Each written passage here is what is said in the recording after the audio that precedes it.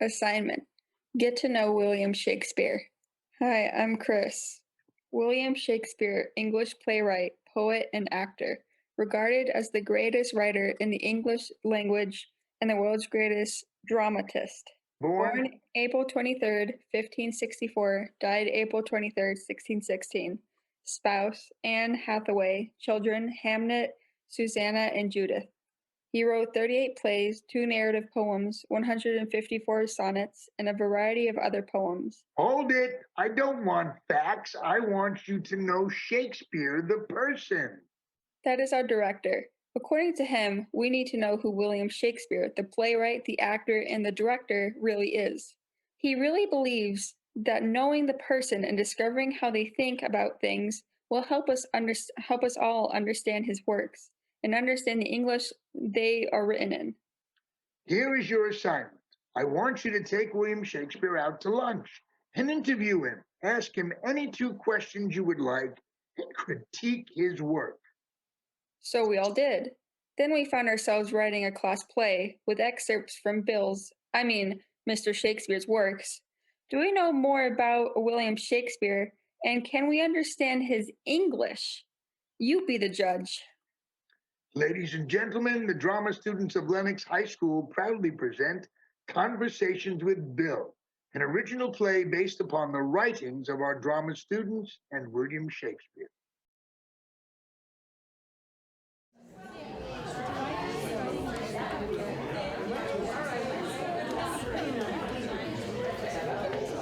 Okay, everyone, can I have your attention? I want to show you something. Okay, everyone, wait. I want to show you guys something. This is the mask I want you guys to make for the opening of my production of Romeo and Juliet. What do you guys think? We have to construct a mask? I'm not so good with constructing masks. Besides, I have so many other assignments, I don't have the time. My dad just dislocated his shoulder and I have to pitch in. Your dad's a surgeon. You operating? It won't take long at all, I promise. I'll just send a link to a collection of masks you can choose from. You just gotta choose one and print it out and... We don't have a printer. We don't have a computer. Geez, we don't have anything. We have a printer. Well, we had a printer, but then my brother took it with him to college. He's back home, but the printer is still at college. If you need a printer, we would be happy to let anyone use ours. Do we email or text you our choice of mask, and then will you be the one cutting out and making it? That is great, Jacob. Thank you. My dad makes masks, full face masks. Thanks for the offer, Jacob. Yeah. Thanks, Jacob. It's great for me. I would have forgotten I had to make a mask. What's it for, anyways? Are you serious? We've been doing this for weeks. It's for my production of Romeo and Juliet. The opening scene is the Capulet party. Okay. Jacob, can your printer print in color? Now, hold on, everyone. I can't just... Are you delivering the masks or mailing? Because I am not paying shipping. Never mind. Sorry, everyone. Just found out our printer isn't working. Much like this production, Andrea, everyone is just being polite. The masks are a problem, and while I have your attention, I would like to talk to you about your production. But soft. What's this I hear about a mask? I'm Romeo and I have to make my own mask. I don't want to make a mask. Okay. No masks! Except the one I already made, and we can use that one to open the production. I'm a little confused. Is this a production of You're a Good Man, Charlie Brown, or Romeo and Juliet? That is what I want to talk to you about. Charlie Brown as Romeo is all wrong. The 2 characters are polar opposites, and the little redhead girl as Juliet is just not right. Why can't a redheaded girl be Juliet? I have to make a mask? Hold on here. Am I Romeo or Charlie Brown? You're supposed to be Charlie Brown playing the part of Romeo. It makes perfect sense to me. Understand why it's not going to work? Even Peter likes it. What's that supposed to mean? Hi, I'm a little confused. What Shakespeare play are we doing? I do have my costume for Juliet's Masquerade Ball, and I'm gonna be a pirate. I really think Shakespeare can be played by anyone or any character that chooses to do so. I'm becoming a little upset. No, don't get upset. I agree with you. Shakespeare can be played by anyone. It's just that Shakespeare created specific character traits that defined each of his characters, and we don't want to destroy his work. Do I really have to make a mask? Calm down, my director. It will be fine. And as your stage manager, I propose we take a 10-minute break and drink some chamomile tea. Should I tell my tech crew to take 10, or should we continue to focus lights? Just tell me what you want, Andrea. I'll do anything you want, Andrea. I've been working on these lights for the past 45 minutes. Don't union members get a break? Where's my union rep? We're students at LMHS. We don't have a union, but I'm up for a 10-minute break. I think we need to know more about Shakespeare before we can answer these questions about character traits. I just have to give this some thought, okay? I wish I could talk to Bill. Bill? Shakespeare? You call William Shakespeare Bill. Well, when you get to know someone, you tend to think of them as a friend, and so you can be, more like, familiar with them, and, yes. I call William Shakespeare Bill, okay? I'll get the tea. She calls him Bill. Okay. Okay. May I ask what is happening? Are we rehearsing or breaking? There are so many other works by the bard that need rehearsal time, and time is running short, so I suggest we do something. Andrea is trying to communicate with Bill. Shakespeare, that is. Well, tell her to try texting, Facebook, Twitter, and the rest take too long. I want to rehearse now. Well, we need to tame that attitude now, don't we? Take 10, everybody. Oh, Bill. Everything that I thought was right is just turning out to be wrong. I feel so... me. Now you know how Juliet felt. I know how frustrated she must have felt that she were a Capulet and Romeo were a Montague. Did she drink chamomile tea? She did drink a tea of sorts. Well, yeah, but that didn't turn out too well now, did it? No comment. But soft, the light through yonder window breaks. It is the east, and Juliet is the sun. Arise, fair sun, and kill the envious moon who is already sick and pale with grief. Thou, her maid, art far more fair than she. Be not her maid, since she is envious. Her vestal livery is but sick and green, and none but fools do wear it. Cast it off. It is my lady, oh, it is my love. Oh, that she knew she were. See how she leans her cheek upon her hand? Oh, that I were a glove upon that hand, that I might touch that cheek. Ay, me. You know what? I'm gonna keep that concept I originally thought of. Hey, everybody! Back from break! I can definitely see my little red-headed girl saying, I, me. You have a character named Little Red-Headed Girl, yet my public believes my character names are strange. Who are you talking to? Bill! Bill who? Bill Shakespeare, Oh, of course. That Bill. Tell Bill the little red-headed girl doesn't speak. She speaks in my version. But her character. She speaks. Apparently she speaks. Please continue, Andrea. Thank you, Bill. Oh, is it alright if I call you Bill? So many people tell me they're afraid of getting to know you. So many people tell me they don't understand you. To be honest, I'm not sure I understand them either. However, I would be thankful and grateful to be understood. Does anyone think it's a bit strange that Andrew's apparently conversing with Shakespeare? May I continue? I wait my love's voice. She speaks. Oh, speak again, bright angel. For thou art as glorious to this night, being o'er my head, as is a winged messenger of heaven, unto the white upturned, wondering eyes of mortals that fall back to gaze on him, when he bestrides the lazy pacing clouds and sails upon the bosom of the air. O Romeo, Romeo, wherefore art thou Romeo? Deny thy father and refuse thy name. Or, if thou wilt not, be but sworn, my love, and I'll no longer be a Capulet. Shall I hear more, or shall I speak at this? 'Tis but thy name that is my enemy. Thou art thyself, not a Montague. What's a Montague? It is nor hand, nor foot, nor arm, nor face, nor any other part belonging to a man. Oh, be some other name. What's in a name? That which we call a rose by any other name would smell as sweet.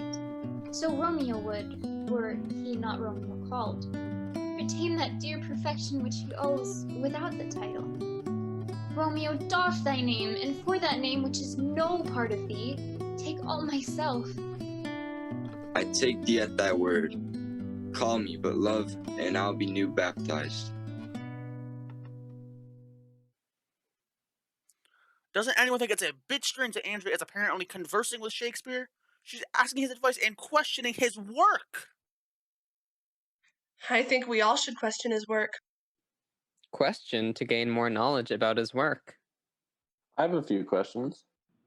I would like a few answers. Questions, questions, questions. Always questions. Over the years, I've been examined, probed, and dissected. My work has been altered, changed, and misquoted, and made into musicals. Hell, I've even been subjected to rumors that my own works have been written by other authors. And all have questions, questions, and more questions. William Shakespeare, would you mind telling us what inspired you to start writing? Question: How long did it take you to write Romeo and Juliet?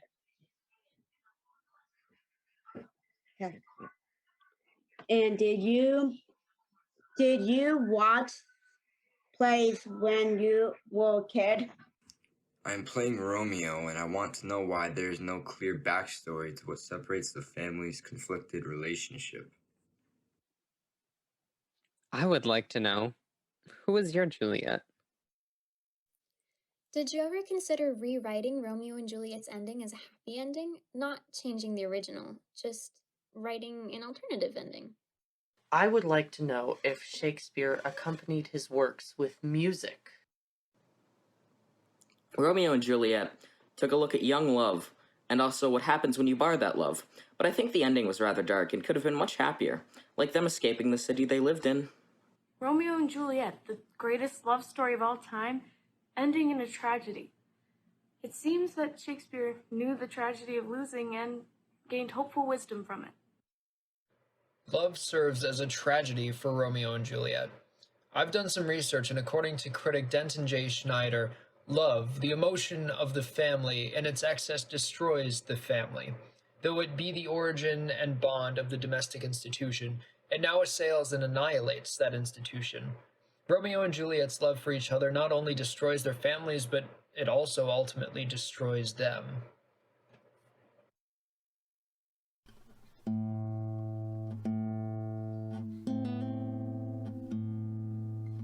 A grave. Oh no, a lantern. Slaughtered youth. For here lies Juliet, and her beauty makes this vault a feasting presence full of light. Death, lie thou there, by a dead man interred. Oh, my love, my wife, death that had sucked the honey of thy breath, hath had no power yet upon thy beauty, thou art not conquered. Beauty's ensign yet is crimson in thy lips and in thy cheeks, and death's pale flag is not advanced there. Ah, dear Juliet, why art thou yet so fair? Shall I believe that unsubstantial death is amorous, and that the lean abhorred monster keeps thee here in the dark to be his paramour? For fear that I'll stay with thee, and never from this palace of dim night depart again.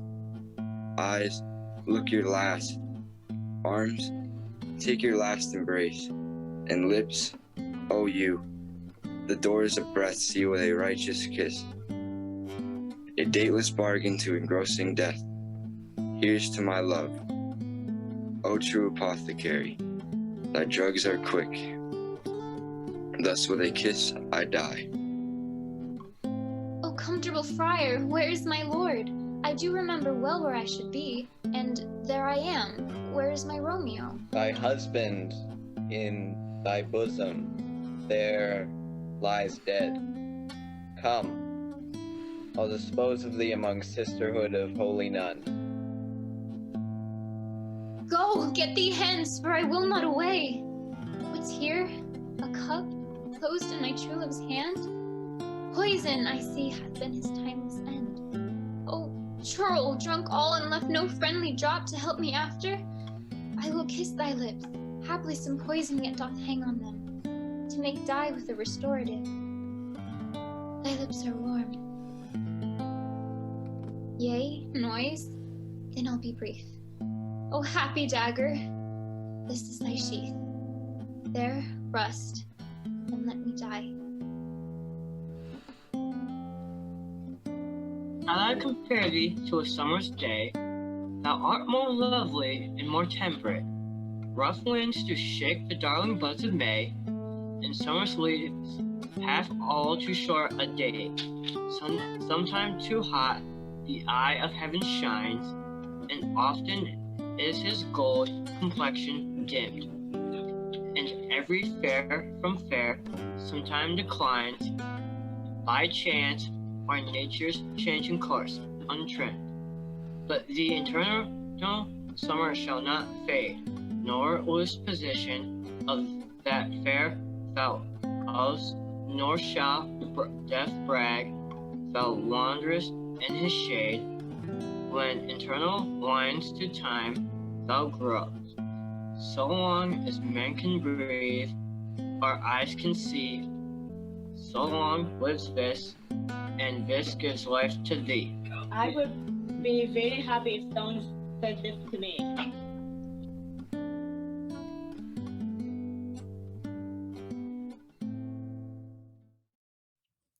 Love, true love, love from first sight, how wonderfully romantic.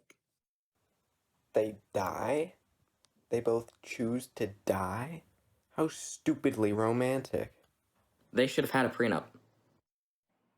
Ugh, you're missing the point. Act 2, Scene 2 is about the discovery of love, the innocence, the magic. Please don't say the romance. Romeo is over the top and obviously loves himself. Don't be so quick to judge Romeo. I don't recall Mr. Shakespeare ever describing Romeo's physical characteristics, and for all we know, he might not have been so hot. He might have been charming. And also, remember, it was a party, and he might have been just a wee bit tipsy. Tipsy and charming, like Captain Jack Sparrow from Pirates of the Caribbean. Yeah. Let us try to stick to Shakespeare and his works. I am. Captain Jack is a Shakespearean character. Yes, overly sensitive, overly flamboyant, and definitely overacted. Methinks there's trouble brewing ahead. Well, personally, I think your hair looks really stupid right now. I think do a little better on your time makeup, being here, and ma'am. I'd And much your rather hair looks stupid. What on stupid? on Netflix.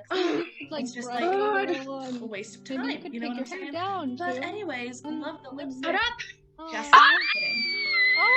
Oh, Thrice the brinded cat hath mewed. Thrice and once the hedge pig whined.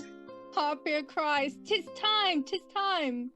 Round about the cauldron go, in the poison entrails throw. Toad, that under cold stone days and nights has 31 sweltered venom, sleeping got, boil thou first in the charmed pot. Double, double, toil and trouble, fire burn and cauldron bubble. Double, double, toil and trouble, fire burn and cauldron bubble. Double, double, toil and trouble, fire burn and cauldron bubble.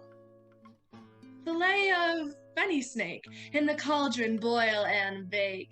Eye of newt and toe of dog, wool of bat and tongue of frog, adder's fork and blindworm's sting, lizard's leg and owlet's wing, for a charm of powerful trouble, like a hell broth boil and bubble.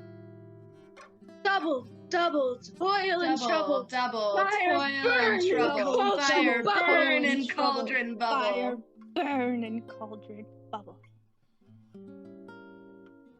Scale of dragon, tooth of wolf, witch's mummy, maw and gulf of the raven's sea salt shark. Root of hemlock, digged in the dark. Liver of swimming Jew, gall of goat, and sips of yew silvered in the moon's eclipse. Nose of Turk and Tartar's lips, fingered of birth strangled babe, ditch delivered by a drabe. Make the gruel thicken slab, and thereto a tiger's children, or the ingredients of our cauldron. Double, double, toil and trouble. Double, Fire toil and burn in trouble. cauldron Fire bubble. burn in cauldron Fire bubble. burn in cauldron bubble. Bill? I hate to bother you, but it seems like you stirred up a little bit of trouble. Like you always do, I might add. I have a question. I expected more questions. I think a lot of what William Shakespeare's work had a lot of breakthroughs ideas. Macbeth took a look into insanity that hadn't been put on a theatrical manner before. I think that it was done beautifully, with manipulation of the witches at the start and a descent of madness of Lady Macbeth. I have found that in his second folio, Shakespeare examines the moral principles of his characters, in plots that grasp the madness of murder, death, and treason. In his work titled Macbeth, Bill writes a character who goes around killing members of the Scottish royalty in hopes of becoming the king. This sounds very strange on its own, but becomes completely outlandish when you consider the only reason he is doing this is because 3 homeless and mentally ill women muttering nonsense in a cave tell him his destiny is to rule all of Scotland. Guys, something is afoot. I wonder. We all know Shakespeare was a writer without equal, but according to Wikipedia, my research, I found that Bill, to quote Andrea, began, continued, and ended his career in the theater as an actor. If he is talking to Andrea, could he still be acting, directing, writing from the grave? Doesn't he know he's dead? I must examine this. Did you hear that? Hear what? That! Yes, I heard that. The whole world heard that. Well, go see what it was. Go diagnose the problem. I have 2 nights watched with you, but can perceive no truth in your report. When was it she last walked?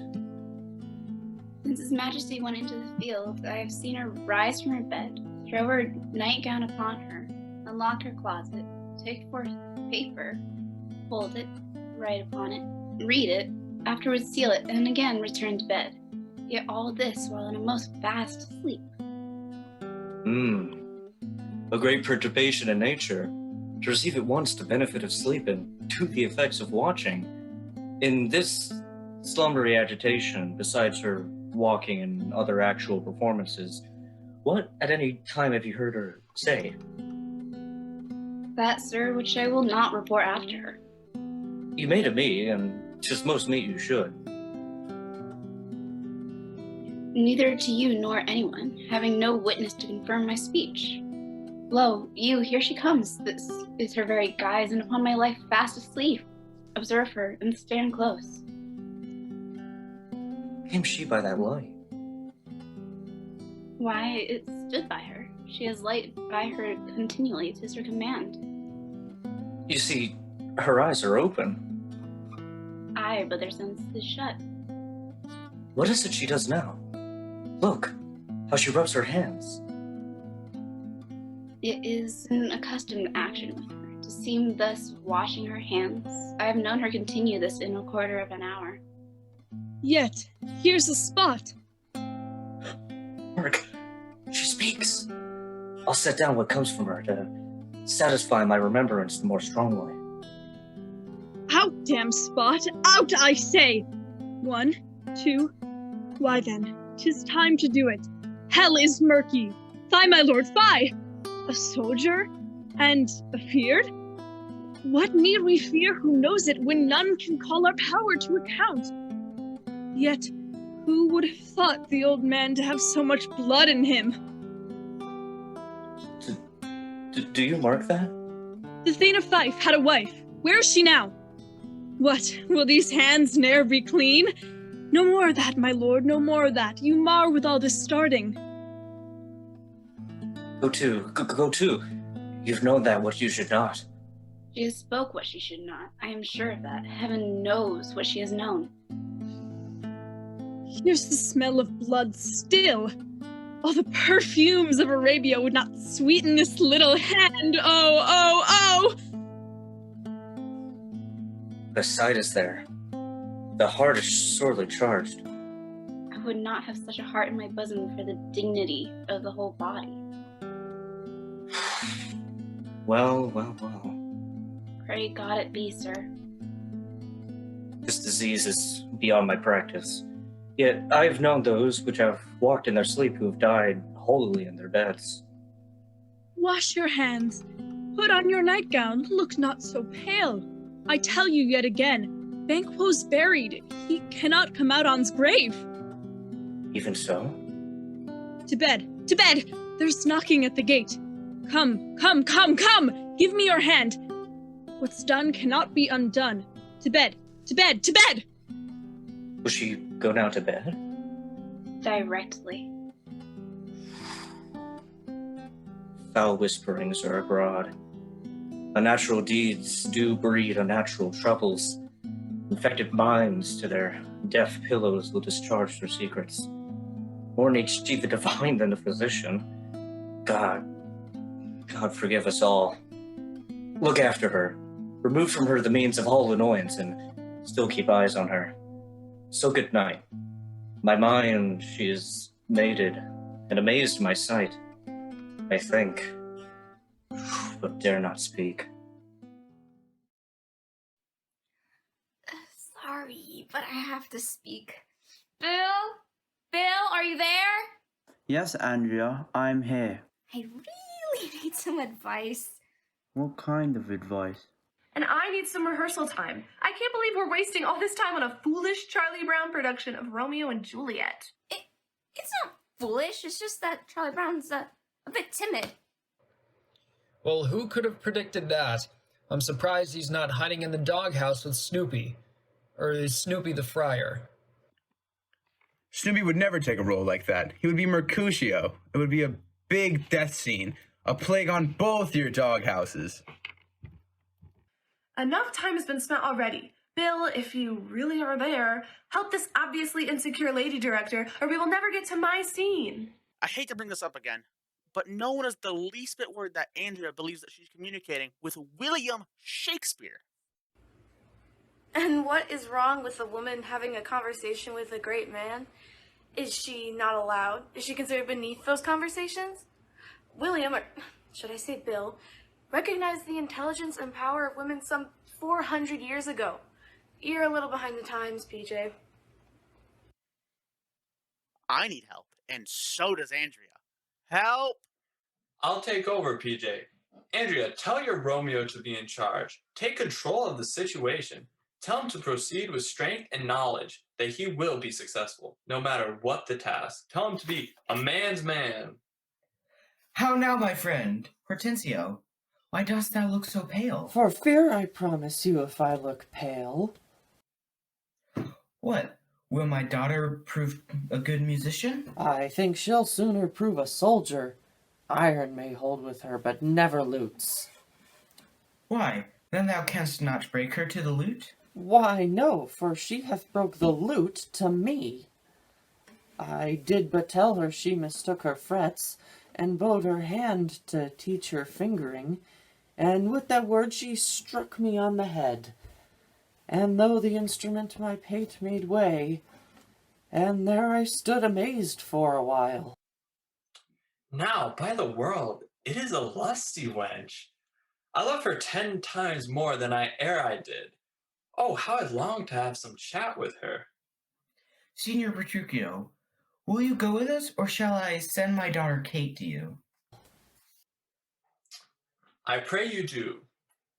I will attend her here, and woo her with some spirit when she comes. Say that she rail. Why then I'll tell her plain, she sings as sweetly as a nightingale. Say that she frown. I'll say she looks as clear as morning roses newly washed with dew.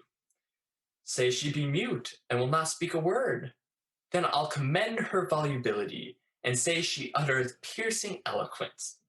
If she do bid me pack, I'll give her thanks, as though she bid me stay by her a week. If she deny to wed, I'll crave the day when I shall ask the banns, and when we be married. But here she comes, and now, Petruchio, speak. Good morrow, Kate, for that's your name, I hear. Well, have you heard but something hard of hearing? They call me Catherine that do talk of me. You lie. In faith, for you are called plain Kate, and bonny Kate, and sometimes Kate the Cursed. But Kate, the prettiest Kate in Christendom, Kate of Kate Hall, my super dainty Kate, and therefore, Kate, take this of me, Kate of my consolation, hearing thy mildness praised in every town, thy virtue spoke of, and thy beauty sounded. Myself am moved to woo thee for my wife. Moved in good time. Let him that moved you hither remove you hence. I knew you at first, you were immovable. Why, what's immovable? A joint stool. Thou hast hit it. Come, sit on me. Asses are made to bear, and so are you. Women are made to bear, and so are you. No such jade as you, if me you mean. Alas, good Kate, I will not burden thee, for knowing thee to be but young and light. Too light for such a swain as you to catch, and yet as heavy as my weight should be. Should be, should buzz. Well ta'en and like a buzzard. Oh, slow-winged turtle, shall a buzzard take thee? Aye, for a turtle as he takes a buzzard. Come, come, you wasp, I faith you are too angry. If I be waspish, best beware my sting. My remedy is then to pluck it out. Aye, if the fool could find it where it lies. Who knows? Not where a wasp does wear his sting, in his tail. In his tongue. Whose tongue? Yours, if you talk of tails, and so farewell. What, with my tongue in your tail? Nay, come again, Kate, I am a gentleman. That I'll try. Good for you, Catherine. Hit him again if he dares insult you. Can anyone imagine what it was like for women in the late 1500s, especially women with a superior intellect? Women like Catherine. I mean, does anyone in Padua even try and figure out why she's called a shrew? Maybe William should have explained to the men in his audience why she's called a shrew. Perhaps they thought she was afraid of heights and her room was in an attic. Or maybe the whole marriage and kids thing just wasn't for her. But every lady in the audience knew why she's called a shrew. Catherine, like all women, just want to be respected for their minds. You really think Catherine had a superior intellect and a high IQ? Yeah. Why do you think she acted like she did? Sheer boredom. I agree with Emily. It's easy to be bored and angry trying to communicate with some people. Especially some men who are not on your level of intelligence. Are you directing that remark towards me? Did I score a direct hit? Don't take it personal. It's not your fault that you're limited. Limited? Limited? What does that mean? Limited. Don't get upset, Alex. We're just stating facts. Facts? What facts? And what do you mean by limited? That women have a higher intelligence level and, in most matters, a deeper and more accurate assessment of true knowledge, which makes most men realize how inferior they are as a sex, which causes them to react in a most adolescent and childish way, throwing tantrums and fits of anger. We do not. We just don't. You're wrong. We do not throw tantrums. We do not. We do not. If the shrew fits. Cut. Hold it. Not funny at all. An attempt, I suppose, by our teacher to create levity, perhaps to draw a laugh no matter how large or small. I thought it had a degree of humor, an element of mirth, if you will. In truth, as William might say, not funny, not worthy of Bill. I'll tell you what's funny. I'm a freshman and he wants me to learn Hamlet. To laugh or not to laugh, that is the question. At your performance? Whether 'tis nobler in the mind to suffer the slings and arrows of your performance, or just leave and chalk it up to indigestion. All this discussion due to our teacher's pun. Due to the pun that wasn't fun. How can you discuss our teacher's feeble to try to make Shakespeare fun? He's making me become Henry V. You doing Henry V. No, I'm doing Henry V, and the fact that he asked you to is getting me ready for battle. I am Henry. I am Henry. I am Henry. You know, I really hope I'm Henry. Henry V, Henry V, stop complaining. At least you don't have to say if the shrew fits. And speaking of the shrew fitting, Noah, would you mind if I continued? Not at all. Please, be my Petruchio. Marry, so I mean, sweet Katharina, in thy bed, and therefore, setting all this chat aside, thus in plain terms, your father hath consented that you shall be my wife. You dowry greed on, and will you nill you, I will marry you. Now, Kate, I am a husband for your turn, for by this light whereby I see thy beauty that doth make me like thee will, thou must be married to no man but me. For I am he born to tame you, Kate, and bring you from a wild Kate to a Kate conformable as other household Kates. Here comes your father, never make denial. I must and will have Katharina to my wife. Now, Signor Petruchio, how speed you with my daughter? How but well, sir? How but well? Why, how now, daughter Katharina, in your dumps? Call you me daughter? Now, I promise you, you've showed me a tender fatherly regard to wish me wed to one half lunatic, madcap ruffian, and a swearing jack that thinks with oaths to face the matter out. I'll see thee hanged on Sunday first. Another prenup, Lawyers must have loved Shakespeare. According to Andrea, Bill is back at it again, folks. I mean, William Shakespeare has arisen from the grave and is possibly releasing a new play starring Charlie Brown. However, before this new piece of art is unveiled, let's talk about his original works. His plays are completely timeless. They can apply to every generation and always relate to something going on in today's world. I would love to ask Shakespeare if he thought his works would be this important and this eventful in the modern day. I think in his Taming of the Shrew, Shakespeare was trying to prove through his writing that women should have a voice, but overall let the man win in the situation because he knew that would please the masses of people who, at the time, were going to his plays. Hi, Mr. Shakespeare. Katie here. Did you ever think that you would be this popular in the future? Students dissect your work and actors take on the roles of your characters. You're very popular. And I have a second question regarding the to be or not to be monologue.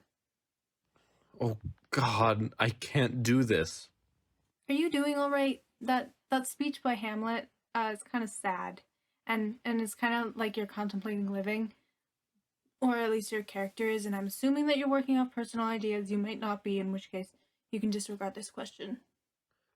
I've never done something like this before. Why do I have to perform the speech? I really don't know who, what, or when it is to be or not to be. I'm really a Sound of Music kind of guy. William Shakespeare. Quite a guy. The world-renowned writer and actor, William Shakespeare, is said by some to be the end-all be-all of theatrical writing. Does William really deserve all this credit, or is he just another overhyped, intellectually minded man? Overall, the love of William Shakespeare's work can be credited to people who want to sound smarter than everyone else, so they give absurd meaning to some crazy old dead guy from England. Okay, Bill, here's a question. When Hamlet gives the to be or not to be monologue, was it your intention to have him question things such as the reason to live? Or is that simply people giving meaning to something that is not super deep? Hamlet. To be or not to be, that is the question.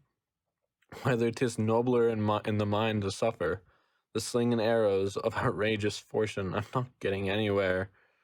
Or to take arms against a sea of troubles, and by opposing them, to die. Damn it, I'm going to die presenting this. I've been watching remotely. What are you worried about? I'm worried about not getting it. Not getting what? Not getting the monologue right. You know, not being able to move on with it. And not getting to go anywhere when you have, right? Exactly. I can't seem to get out of this state of mind you're in. I felt the same way. I can't seem to make a decision. It's as if someone is holding your mind hostage, and you're suspended in time, not being able to move, and you ponder, you think, to be or not to be. That is the question. Whether 'tis nobler in the mind to suffer the slings and arrows of outrageous fortune, or to take arms against a sea of troubles, and by opposing end them, to die, to sleep. No more, and by a sleep to say we end the heartache and the thousand natural shocks that flesh is heir to, 'tis a consummation devoutly to be wished, to die, to sleep. To sleep, perchance to dream. Aye, there's the rub. For in that sleep of death what dreams may come, when we have shuffled off this mortal coil, must give us pause. There's the respect that makes calamity of so long life. For who could bear the whips and scorns of time, the pressor's wrongs, the proud man's contumely, the pangs of dispersed love, the law's delay, the insolence of office, and the spurns that patient merit of the unworthy takes, when he himself his quittus make with a bare bodkin? Who would fardels bear to grunt and sweat under a weary life, but that the dread of something after death, the undiscovered country, from whose bourne no traveller returns, puzzles the will, and makes us rather bear those ills we have than to fly to others we know not of. thus conscience does take cowards of us all, and thus the native hue of resolution is sickled o'er with the pale cast of thought, and enterprises of great pitch and moment, with disregard their currents turn awry, and lose the name of action. This monologue from Hamlet is just another example of Will's deep understanding of the universal human experience, with almost fantastical characters that are nonetheless human and relatable. Hamlet was frustrated and contemplated the meaning of his existence, as we all do one way or another at some point. Are there any messages you tried to convey in your writing? I have a question for Mr. Shakespeare. Why did you write Hamlet? Was it because the loss of your son, or just because you thought of it randomly and you wanted to include your late son's name?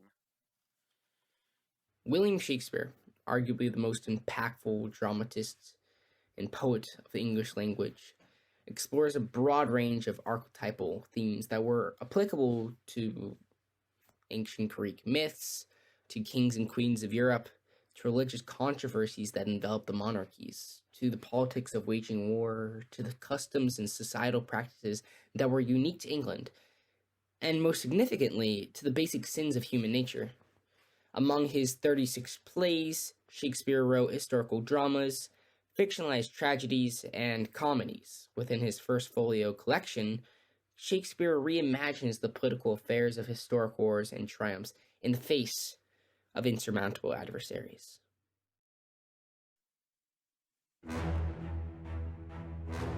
The mercy that was quick in us but late, by your own counsel is suppressed and killed.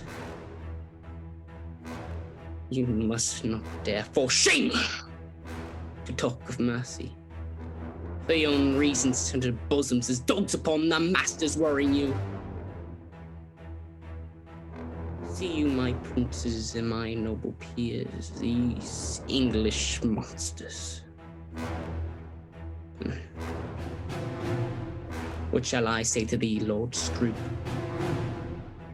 Thou cruel, ingrateful, savage, and inhuman creature, Thou that's were the key of all my counsels, that's knew the very bottom of my soul, that almost might stuff coin to me in the gold, wouldst thou practice on me for thy use?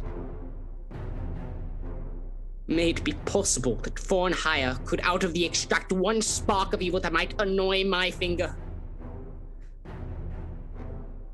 It is so strange that though the truth of it stands off as gross as black and white, my eye will scarcely see it. Such and so finely bolted dost thou seem. And thus thy fall left a kind of blot to mark the full fraught man, best endued with some suspicion. I'll weep for thee, for this revolt of thine, methinks, is like another fall of man.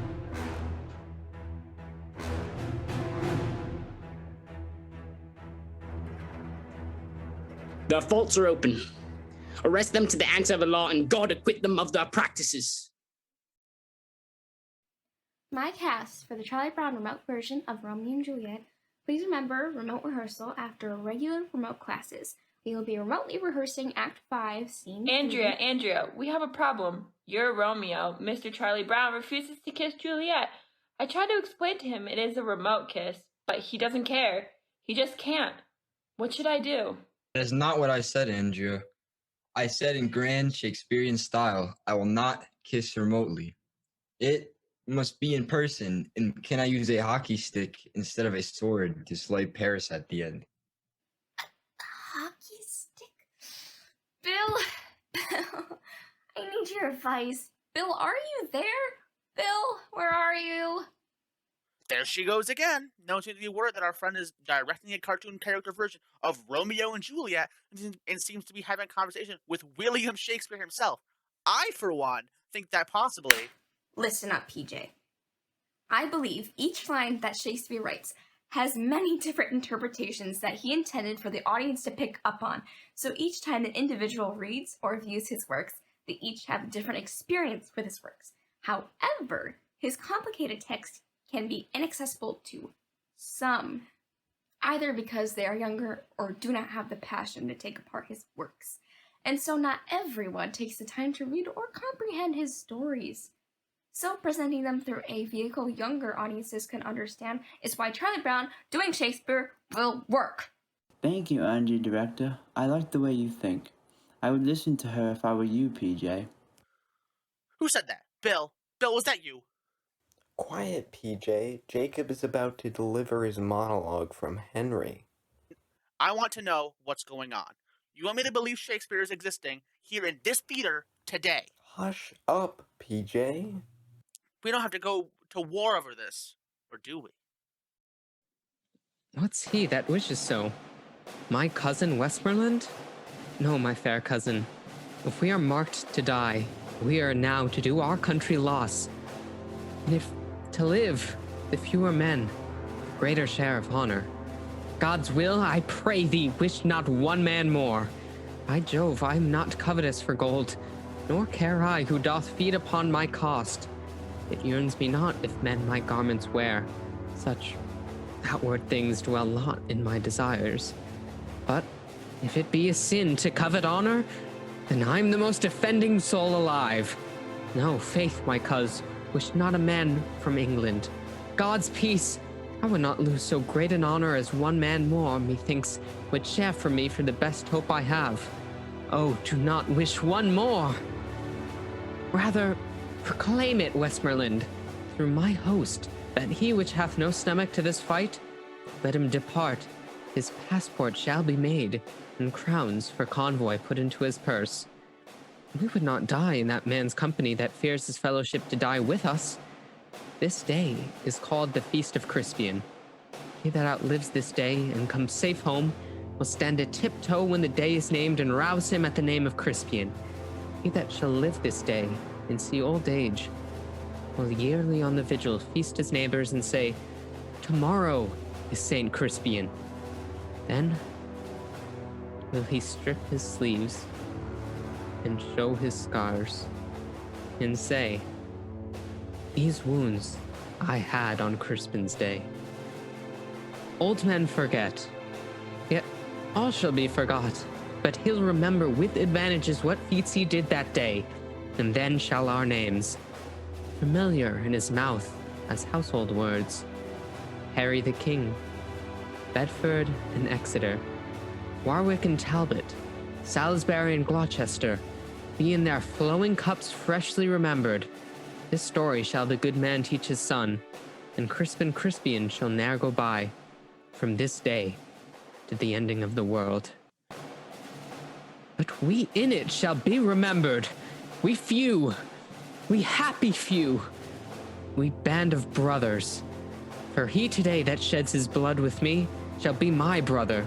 Be he ne'er so vile, this day shall gentle his condition. And gentlemen in England, now abed, shall think themselves accursed they were not here with us, and hold their manhoods cheap whiles any speak that fought with us upon St. Crispin's Day. I would ask him, what inspired you to write? Was it a love of writing from his childhood or an escape?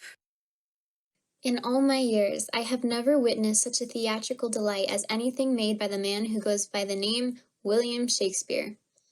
His wonderful stories are so creative, and he is the Einstein of playwrights.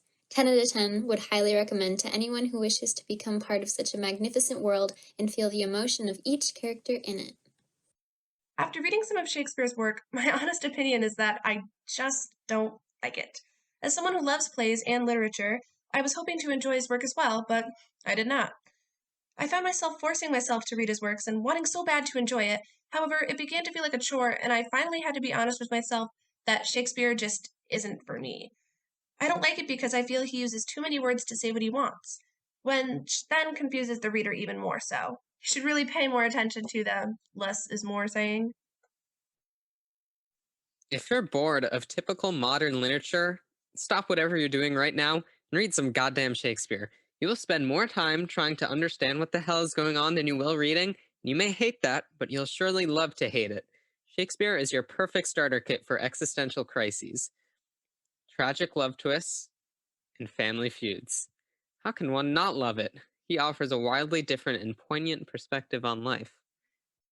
William Shakespeare's plays are a source of joy, despair, comedy, a place where romance blooms and explodes in colors. So how does he do it? How does he write these spectacular plays? Some of his plays are based on historical events, but others seem to be complete imagination. Many of his pieces are seen as majorly bold for the times they were written, in times where many of the things he wrote about would be frowned upon in light of social standards at the time. But now it is viewed as brilliance. Millions of people know his name and his plays, although due to Old English it has become increasingly more difficult to understand the words and meanings within his plays. If I had to describe his plays with one word, I would say that they are explosive. How would you like to be remembered, Bill? Just being remembered is an admirable reward, and I thank you all for remembering. Andrea, your Romeo just stabbed Tybalt with a hockey stick. Good grief.